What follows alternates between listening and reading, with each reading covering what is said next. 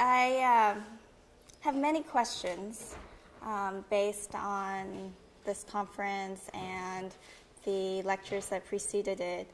And, I've been teaching at MIT now for 10 years, and I feel that over the course of those 10 years, I have more ambivalence towards technology. And I think it will come across in some of the projects I have to show today. So for me, I'm interested in talking about the conference topic, digital desires and ecological energies, in relationship to physical realities and the ecologies of technologies.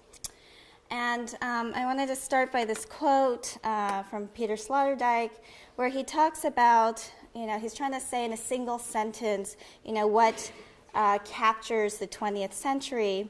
And he says that apart from the incommensurable achievements in the arts, the 20th century introduced into the history of civilization by way of a singular incomparable features, the response would emerge with three criteria. Anybody wanting to grasp the originality of the era has to consider the practice of terrorism, the concept of product design, and environmental thinking. And these three things he brings together in one sentence, and you're like, what is he talking about? And later he goes on to talk about gas warfare as the quintessential thing that epitomizes the 20th century, and it brings together very clearly those three elements: terrorism, product design, and the environment. And he talks about how suddenly it was no longer about attacking the physical person, your enemy, but by attacking their environment, by attacking the air, they were able to kill and harm the enemy. And then in relationship to attacking the environment, then of course the product design aspect as a kind of utilitarian way of designing and making, in terms of gas mass, etc., became the mediating device between the environment and preservation in a way. And I think this is really interesting to think about relative to architecture, because of course that scale is left out of this three-part equation. I wanted to start by showing from 2 years ago the winning scheme by Jürgen Meyer for the Audi Urban Features Project, where they asked several architects in the world to think about the future of mobility and to speculate on 2030, what this means for cities. And in all the proposals, they took a very techno-affirmative position about somehow technology will be the answer to resolving issues of mobility, and through the windshield, which will become like a screen, which will be networked to everything else in the world, you will be able to mediate all your desires, your digital desires. So Jürgen Meyer won this competition, but the other entries were equally techno-affirmative.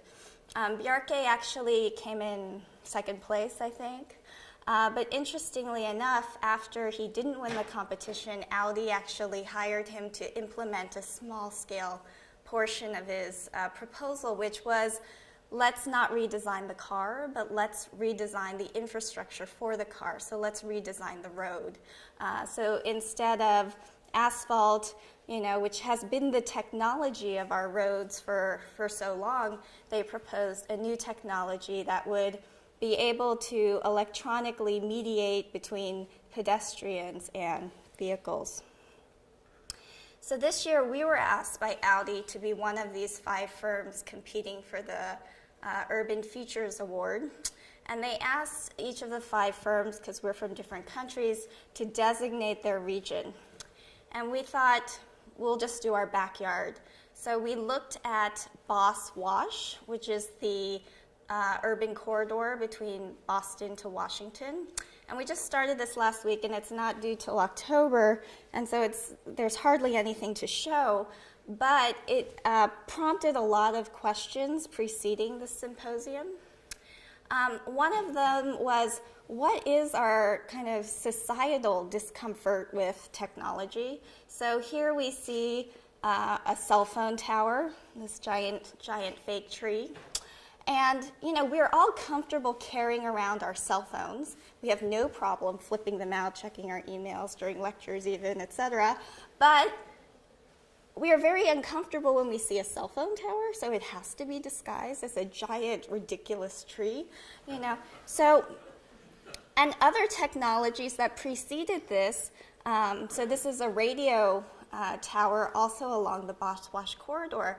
So like the corridor has layers of kind of infrastructure. Those infrastructures actually represent, I would say, networks as opposed to defining territory through lines, etc. And these things kind of coexist, and as some technologies get outdated, new technologies overlay and then eventually replace them, which I think is interesting and has something to do with, I think, the projects I'll show today. The other thing that was interesting about our Boswash analysis was that you can find third worlds in first worlds, and you can find first worlds in third worlds. So we see like businesses that are invented because of technologies of mobility, and then past ones, like here is one of the dead malls in the corridor, also happen simultaneously. So we asked this question to ourselves, as like infrastructural projects that are the largest in the United States. This is the Big Dig, and the amount of resources that are spent on this, and simultaneously the urban blight in Baltimore, and that these things actually have a relationship to one another, that you can't have everything be a $15 billion infrastructure renovation, that there are ecologies at stake, there are relationships at stake. So as we kind of embark on this research, I think it's interesting to kind of revisit this topic about the kind of ecologies of economy and ecologies of technology today. In terms of our own work, I think we got our first introduction into the world, I guess, in terms of our design practice through this project for the Athens 2004 Olympics. And here we were really trying to design an environment, not necessarily trying to design a work of art or a piece of architecture. Essentially, we created a fiber optic field that if you walk through the field, it would respond to the presence of the body. The idea was that each stock unit essentially was made of a fiber optic that transmitted LEDs, LED light through the fiber optic. There was an individual microcontroller for every individual stock. And so as a person walked by, it would specifically respond by getting brighter and then also emitting white noise. So here you can see people moving back in the field.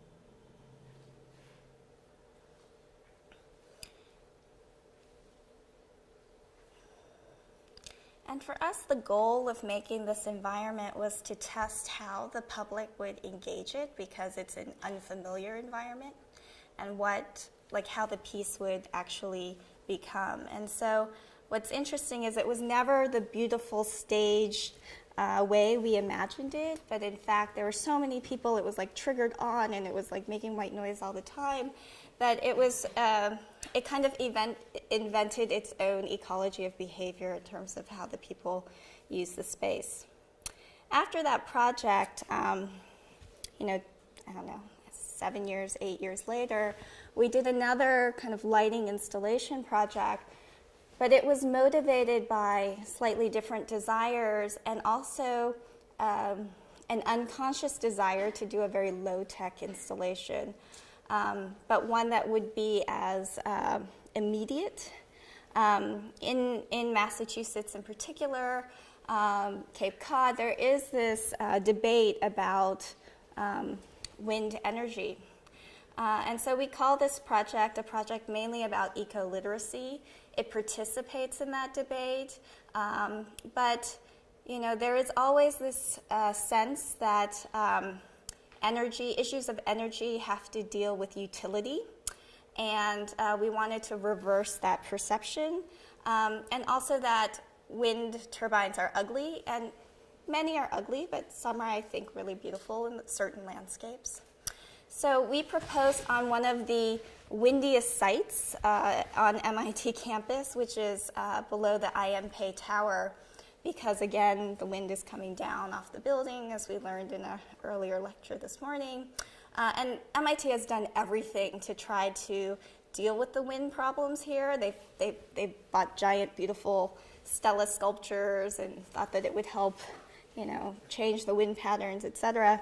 So for MIT's 150th birthday, we said, okay, we'll do a birthday party for MIT, and we'll utilize the wind in this area. And we proposed a project called Windscreen. And the idea was to create a series of vertical axis wind turbines, which just use the mechanical energy of the wind to light up. So there is no microcontroller, there are no sensors, there are no batteries. It's not trying to capture that energy and use it for some utilitarian purpose, but it's really just trying to make people aware of the energy by turning the wind literally into light. So we talked to a lot of mechanical engineers, aero-astro engineers, and in the end, they all said the same thing.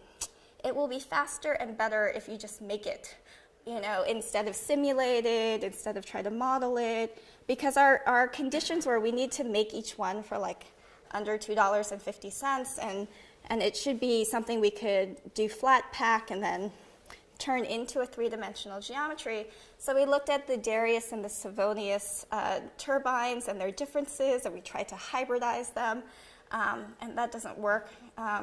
But we worked with the different geometries to test the relationship, specifically between form and performance. So every time one of these were made, they were tested in our high-tech facility, which essentially is this fan. But here we're looking at the kind of geometry, how much material it takes when you pack it up together. And so it's an iterative process back and forth. Maybe smarter people can actually simulate this and design this without all the back and forth. But what became very, very interesting was how we gravitated towards certain geometries that we thought were kind of beautiful for this lantern. And then we wanted to make it out of these very small components. The only thing really unusual is this little thing here, which is a voltage booster. But everything else you can get on MasterCard or something.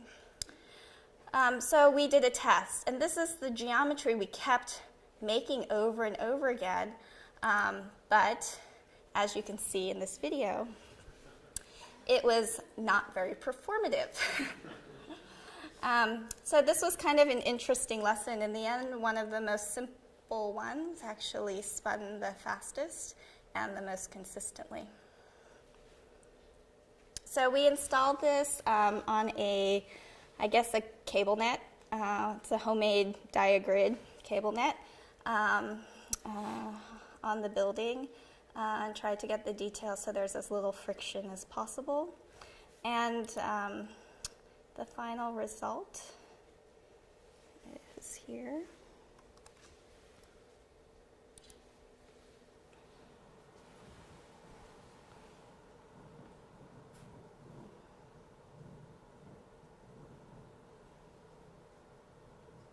And for us, what was important was, again, this notion of eco-literacy, that people would be captivated by this realization of their environment, that there is this abundant energy around us that's simply not being captured.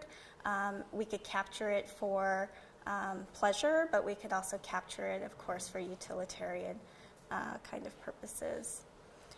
The other funny thing is, like, while this was going, lots of very bright MIT people would ask me, "Where's the computer? What is it spelling?"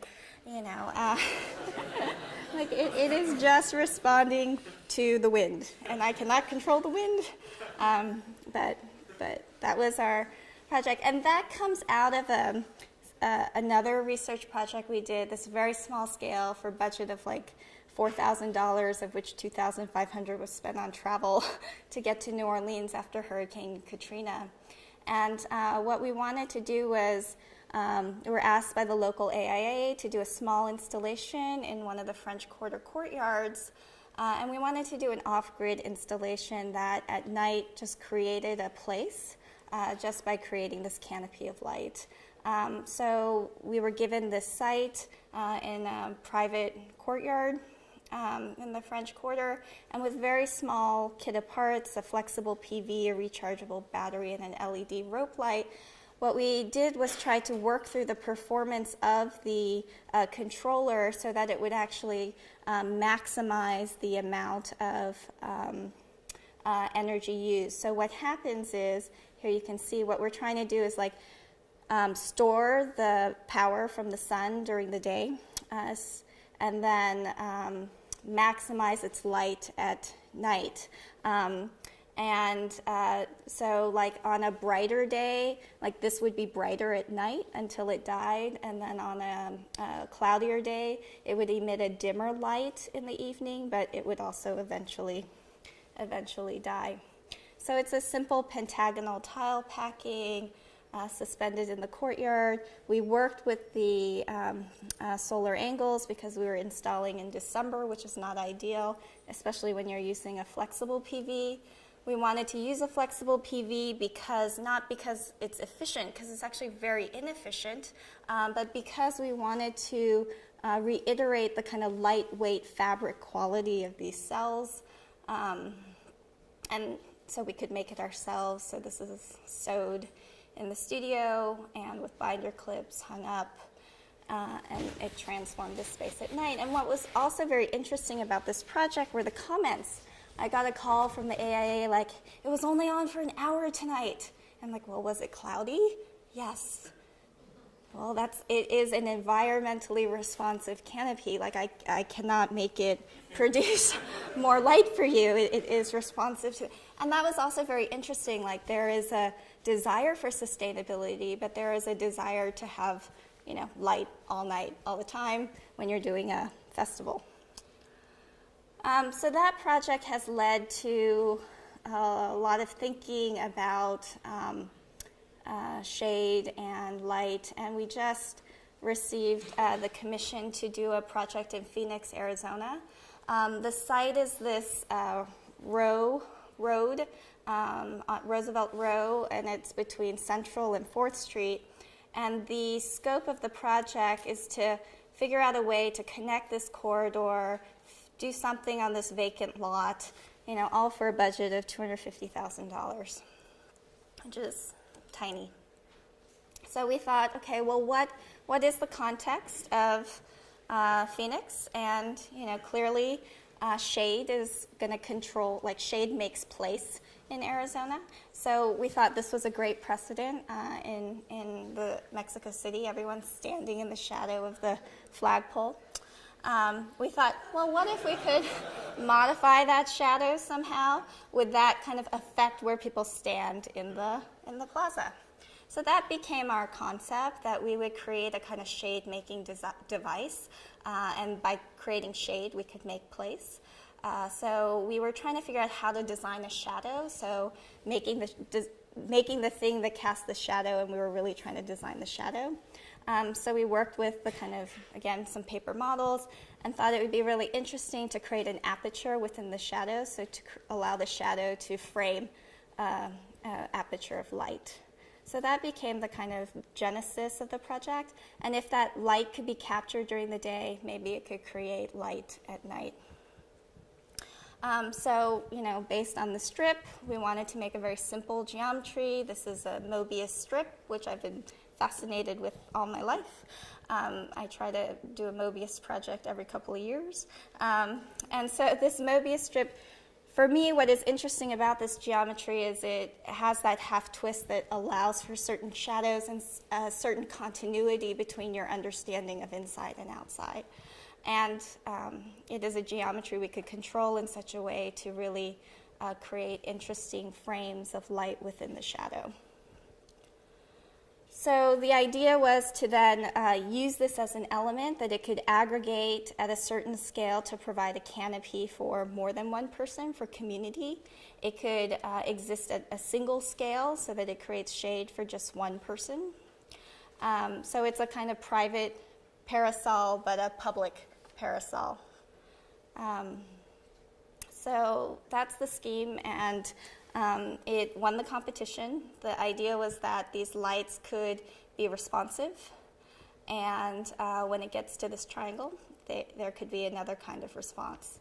And so on the triangular side, the idea was to aggregate these strips together, again, working with the angles, the solar angles. What we wanted to try to do was make sure that there was some morning light, but in the afternoon when it's the hottest, to block as much light out as possible. So we worked with the section of this strip and the depth of this strip as it aggregates together.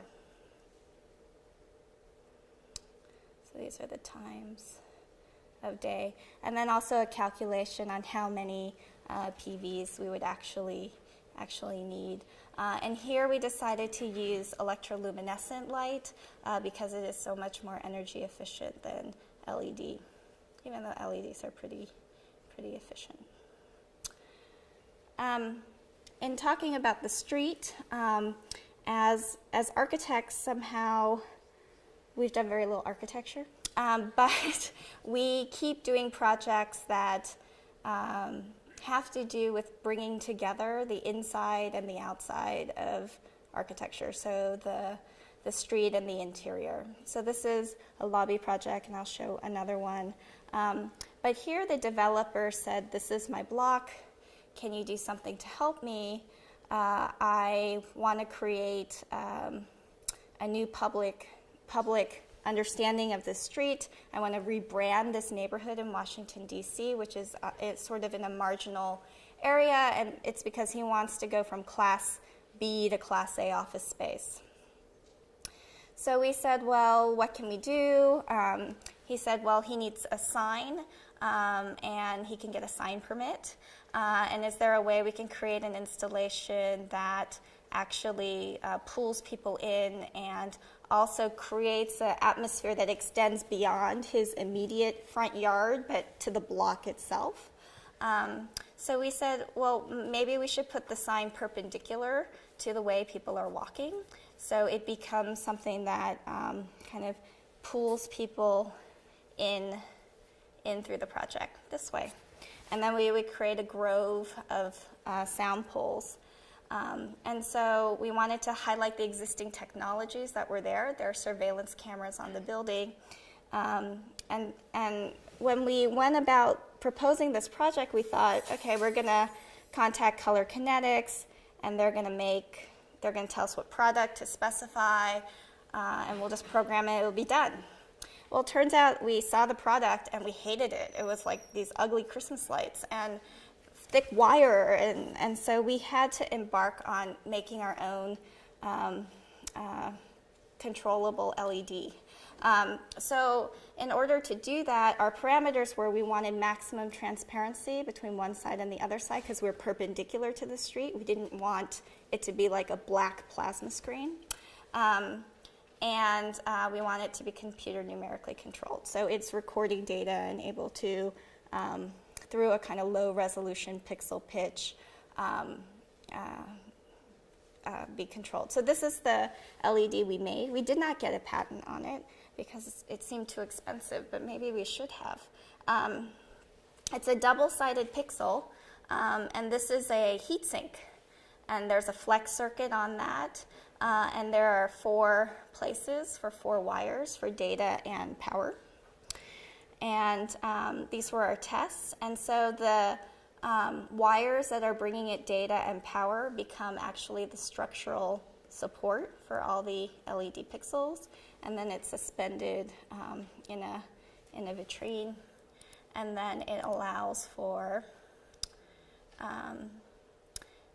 any kind of sign. It's really an infrastructure. The developer can put any kind of information on that sign, but what it does is it casts this digital shadow that's recording from this camera over here, which essentially allows you to erase the sign if you want.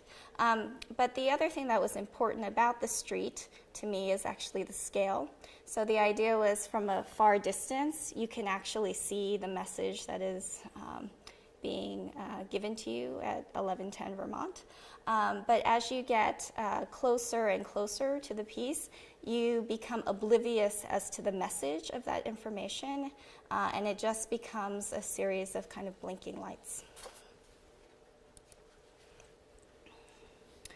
And another project that also tries to take on the street without being able to really redesign the street or the sidewalk was a project we just finished for the Boston Society of Architects.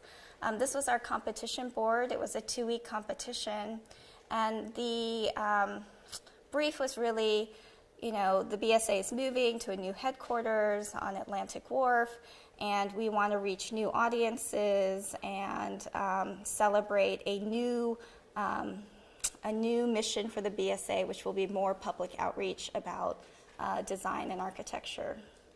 So the BSA used to be there. It's moving to Atlantic Wharf. It's going from a very vertical building to a more horizontal building, which has a lot more pedestrian access.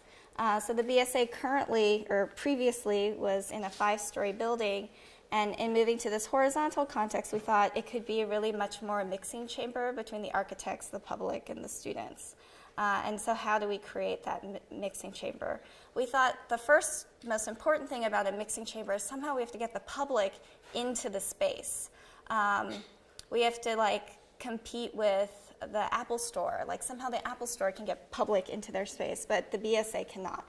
So we had the constraint of we weren't allowed to do any signage on the exterior of the building, and the ground floor footprint was very, very small. But we said, look, there's an opportunity. If you use the soffit, you have 49 feet of surface area for broadcasting. Why don't we use this idea? So, we said, okay, if you're walking down the street, maybe something grabs your attention since we don't have much ground floor area because we only have these 2 bays for the ground floor, and then that ceiling will kind of pull down and scoop you up and bring the public in. So this is the project as completed. It needs to, again, the move was really to create a piece of signage. It's an interior project that tries to broadcast from the street itself. So the ceiling becomes this kind of infrastructure that scoops down. What we did in the competition, which was pretty risky, I think, was we said that this green zone here is a setback zone that the building requires from the interior atrium. So we said we should just create a setback zone too, because we want to give the public the access to all the view, and not necessarily the BSA staff, and turn it into public gallery.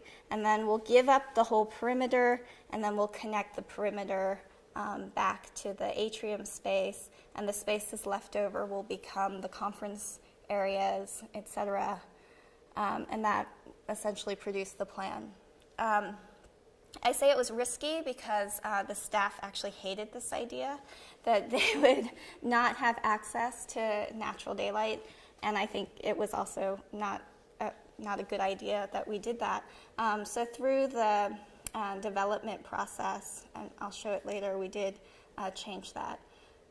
So basically, again, the ceiling acts as a piece of infrastructure. It deals with all the lighting, all the tracks that you could hang models. But for us, the most important thing was that you could be able to see what architects do, and see it in the context of the city by just looking out the window. And that's why we wanted the galleries along the perimeter and not in a separate space. So here were the changes. The staff offices came forward. We lost a pod in the VE process, and then we lost another pod. But then this one giant pod became kind of cut through, and there's glass to bounce light in to those spaces.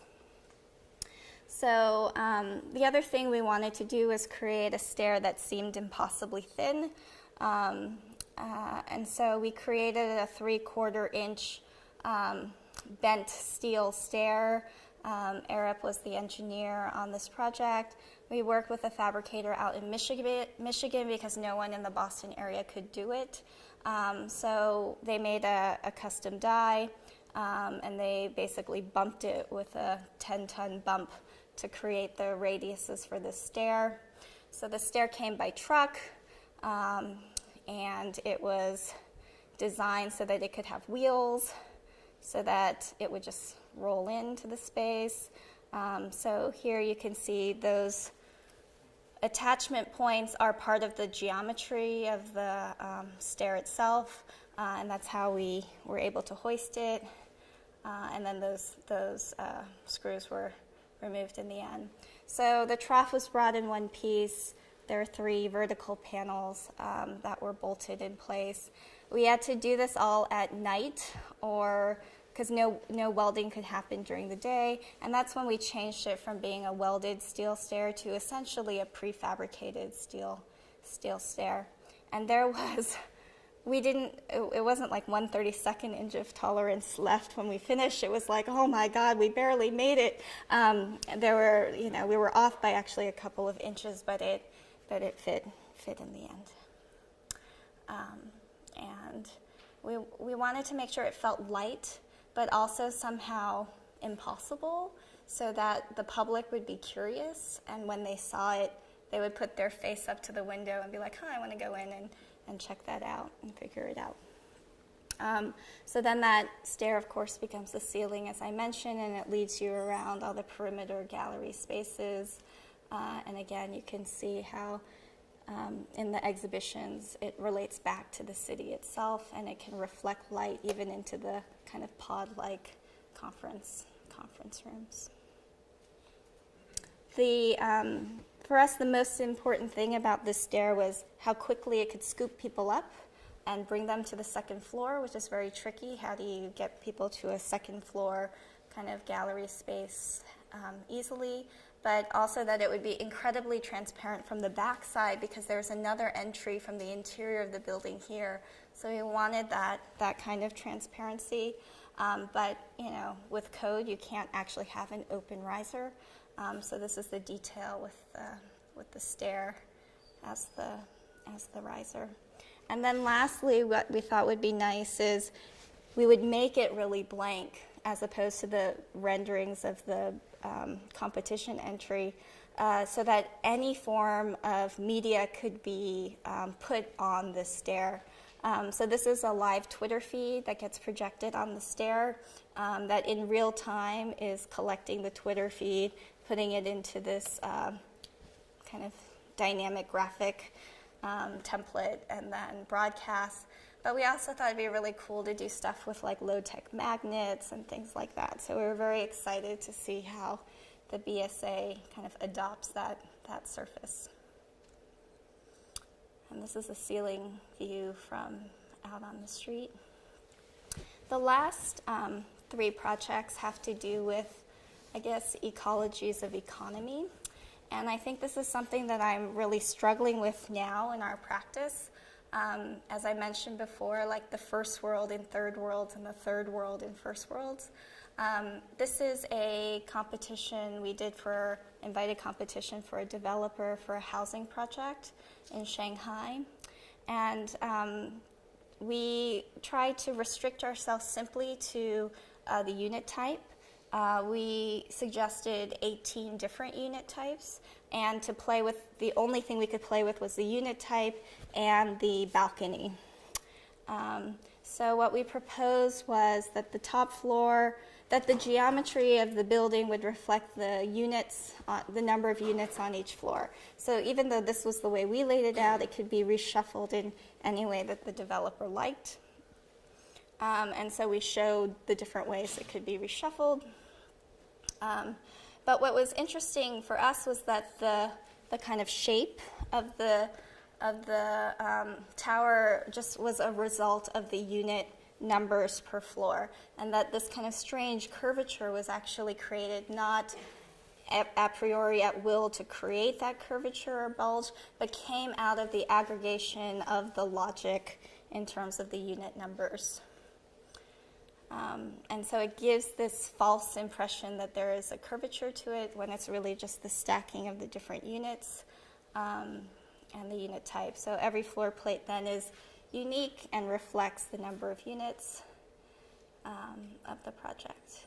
So we didn't win this project, but we became convinced it was a great idea, although, of course, we're not developers, so maybe, Greg, we can talk afterwards, because maybe it's a terrible idea. But we thought there was something there about the kind of bottom-up approach to, as opposed to top-down approach in terms of the design process, because we didn't know what the form was going to be like until we set the logic out for the project. So, at the same time, we were doing a really small-scale project for a budget of under $20,000 for a client who was responding to what happened last summer in Boston with all the budget cuts, city budget cuts. Our libraries were closed on the weekend. On Sunday, all the Boston public libraries were closed.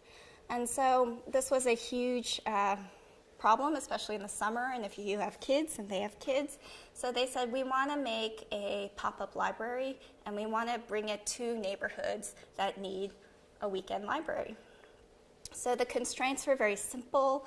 They wanted it to be essentially like a milk crate, a box.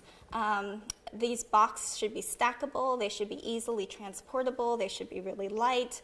The idea also behind a box unit was that they were going to do it through fundraising on Kickstarter, so people could donate money for one cube as opposed to trying to find a donor for a huge amount of money. If everyone pitched in $50 a cube, maybe they could make this work. And then the idea was that it had to bring some interest and excitement, and there would be an efficiency to it, so that there would be these plugs that could plug up the UNI, which stands for Urban Neighborhood Institution. And then those plugs could actually be used to create seating so that there could be movie nights or workshops, etc. So this is essentially the UNI, and it had to be super lightweight, and we had to do it very affordably. So one of the challenges was how to, one, what material were we going to make it out of, and two, how to fabricate these like cones so that they're super lightweight. And so this is our blank. This is what we wanted the shape of the cone to be like. But in order to make it lightweight, we had to, well, we researched doing injection molding, and then we found out the right process is actually rotational molding. But then we learned it costs $10,000 just to make the mold, and then by the time we made all the units, they have to stop the Hani Rashid trash cans from being made, and then you have to pay. It was crazy, and this is what I mean by economies of scale and economies that architects are operating in. So we said, forget it. We will make our own roto molding machine. How hard can it be? So we basically took some old servo motors I had from a kinetic art project. These are them. So those are free. All this steel is free. I think that's MDF, that wasn't free. But we basically made it with scrap parts and leftovers, recycled things. So probably we built our rotational molding machine for probably under $300. And what the rotational molding machine has to do is it has to spin along two axes simultaneously, and that's because it's trying to push the plastic around inside itself so that it kind of coats the inside of the mold consistently. So you need to come up with this kind of formula through trial and error of, like, you get it coating and then you like shake it really fast so that the plastic jumps and moves into the spaces that it can't get into. So this is our lovely, environmentally unsafe shop where we are casting this plastic. And, we had a lot of internal debates about the materiality because, we were like, oh, maybe it should be aircraft plywood and then it will be weather resistant. And then we researched how much resin is in there.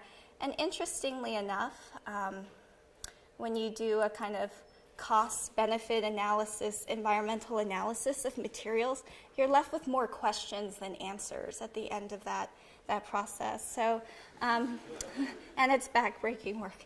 And so in the end, the client chose that it was more important for the units to be light than to have some perceived notion of being a green material. So we went with that as the goal of the project, to make it as light as possible. The process, of course, is not very light, but so this is the mold, and this is the cone coming out of the mold. This is us kind of testing the thickness of that mold when it's cast, and it's about an 1/8 inch. I mean, if you do this with a real rotational molding machine, this will be perfectly consistent. You can see ours is homemade. But it produces these cones. They're super light. They weigh like nothing. And the uni is designed all to pack into one Penske truck so that the uni founders can take it everywhere. So it was in New York City this past summer, in Boston, and in Brooklyn. The next project I want to show is a project in China that we just completed. And I showed it here a couple years ago when it was in the design phase. And we were asked by a developer to reinvent the Chinese courtyard house, or learn from the Chinese courtyard house, and produce a project as in a group with 6 other architects. And what was curious about this project is he had all these rules. He said it has to be based on a traditional Chinese courtyard house. You have to have a sloped roof, and you have to base it on this poem by a poet named Li Bai. Like, okay, this sounds like a studio brief from undergrad, but we're game. And part of it is because of the cultural context in which they're operating. When so much of the culture was lost during the Cultural Revolution, and also so much of the city was lost. The project is in Chengdu, China, and this is an image after the earthquake. So we said, okay, well, we like the idea of packing these courtyards together. The program was a corporate clubhouse that had live and work. It was, it originally started around with a 10,000 square foot ground floor plan. And they gave us this site. We were Site G. I have no idea why it looks like this. And we thought it was an axon, but it's actually a plan. So there was a really strange beginning point. The odd thing is none of this exists. It's just a flat piece of empty land, and yet this was the master plan that we were handed. So we went to our first meeting. We're the only non-Chinese architects in this group. And we show up and we realize we're all kids, we all don't know what we're doing, and we're all wildly ambitious about what we want to do with this project. This was our scheme here, and basically it was an aggregation of courtyards and packed in such a way that it would create different kind of micro environments within this huge complex. The developer thought it was all garbage. He rejected us all, he sent us all home, and then a couple weeks later we all got plane tickets. And it wasn't even that the Chinese architects did better than us because we're not Chinese. He thought everyone did terrible. So he sent us on a tour. So we had to go to the Suzhou Gardens and learn about Chinese history and architecture. And the kind of layering of space, the way things are not on axes, the blankness of certain walls.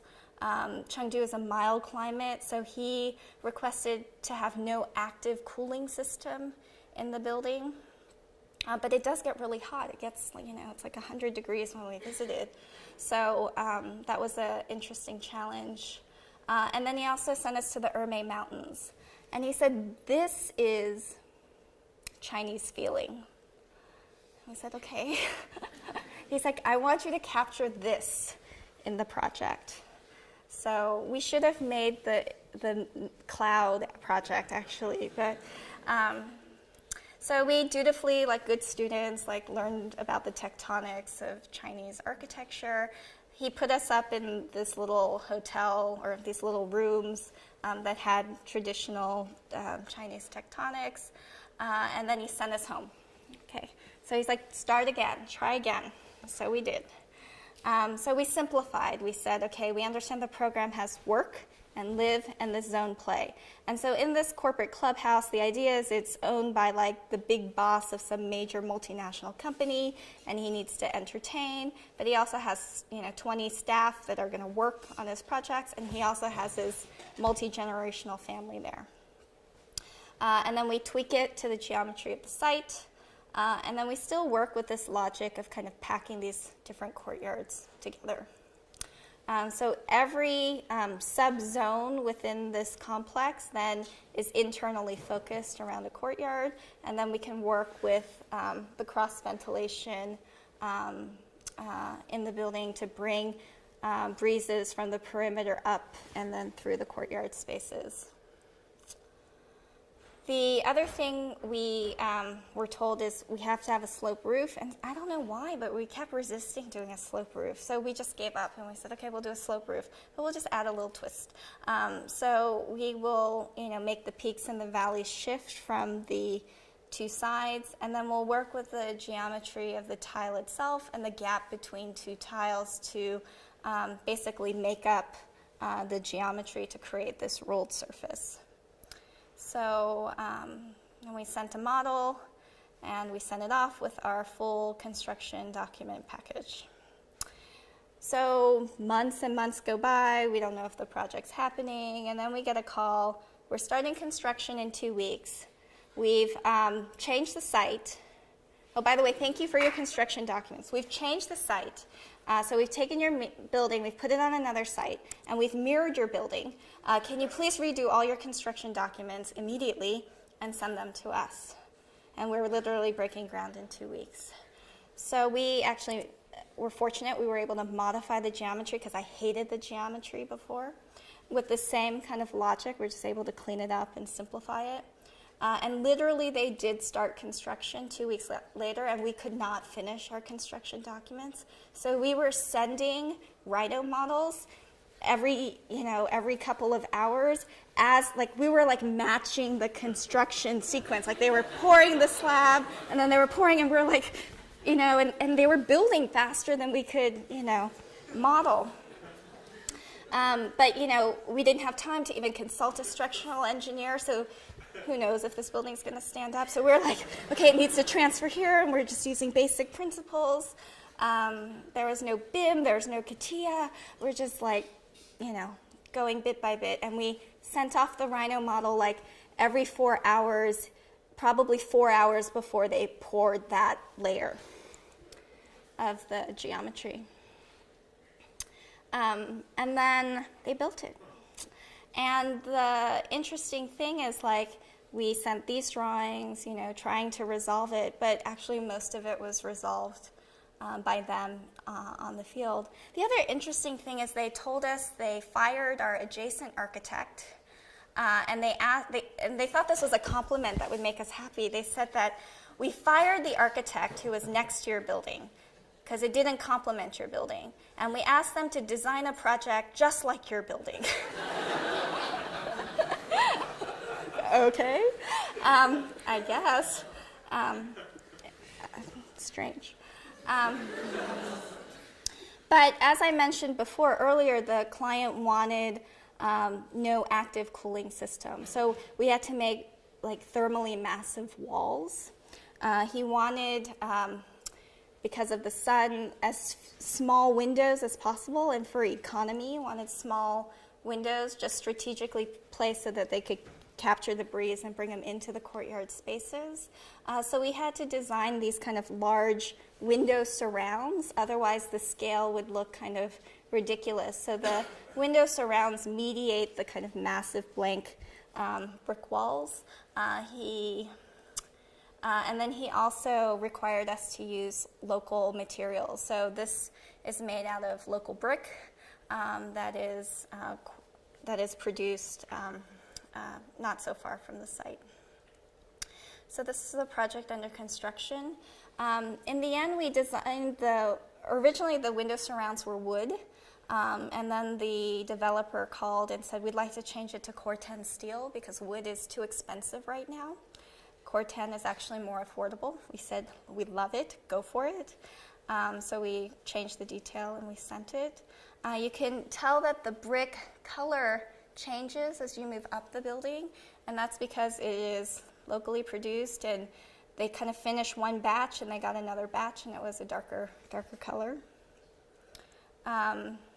This is on the back side of the building. And then this is on the west side of the building. And one of the things that the project has is many, many doors, and we tried to make them unique. So this is the front door of the project. This is the back door of the project. This is the side door of the project. And then we also thought it's interesting how the window surrounds can reframe the brick, so you can reverse the kind of figure ground or figure non-figure relationship. And the last thing we wanted to do in the project was really celebrate the local brick somehow. So we came up with a simple rule which we thought was foolproof, which is basically the north-south walls, all the kind of perpendicular walls would be just flat. And then the walls adjacent that are on an angle would keep the brick oriented exactly the same way, like this, but then it would create a feathering texture, so there would be an orientation, and you can't really mess it up, because as long as your bricks, like if every brick had a compass on it that told you which way was north, and you just put it in the right way, you would be able to get this texture. And we had no idea if they were going to do this, because it is labor intensive, but to our surprise, they were gung-ho to do it. So this is one of the corner conditions. This is where two angled walls are meeting each other. This is where a perpendicular wall and an angled wall meet each other. And it creates this amazing texture that in the building that just really captures the light and shade in a kind of very site-specific, local way. And the last two projects I'm going to show are very, very short, and they go back to the question of ecology and technology. So in a way, I showed the work, and I feel personally kind of uncomfortable up here because I feel that in a way our work has gotten more and more low-tech in the last 6-7 years, or maybe 4 or 5 years, since the original ambition of the firm when we started. And there are some projects I deleted that were even more digitally proactive, I would say.